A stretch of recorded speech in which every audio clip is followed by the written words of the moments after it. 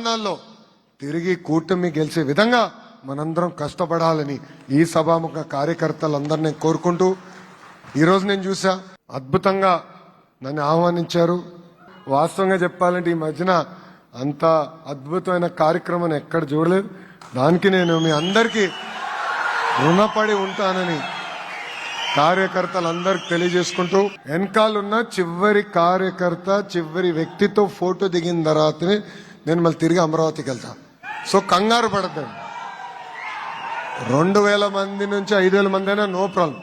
ప్రతి వ్యక్తితో ఫోటో దిగి వెళ్ళిన తర్వాత నేను వెళ్తాను.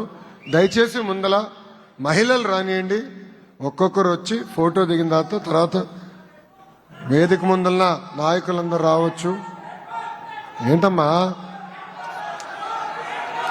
రెడ్ బుక్ అవసరం పడట్లే, ఎందుకో చెప్తా చెప్పని. డౌరీ హరాస్మెంట్ కేసు ఎవరిపైన పడిందో మీ అందరు తెలుసు కదా.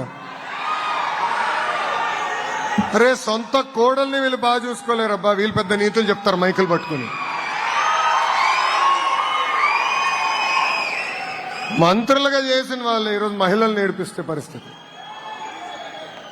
అలా. ఇంకా చాలా చాప్టర్లు ఉన్నాయి, పూర్తయినాయి. నేను వదిలిపెట్టాను, కంగారు పడద్దు. ఓకేమ్మా, అందరికీ నమస్కారం. జై తెలుగుదేశం, జై తెలుగుదేశం.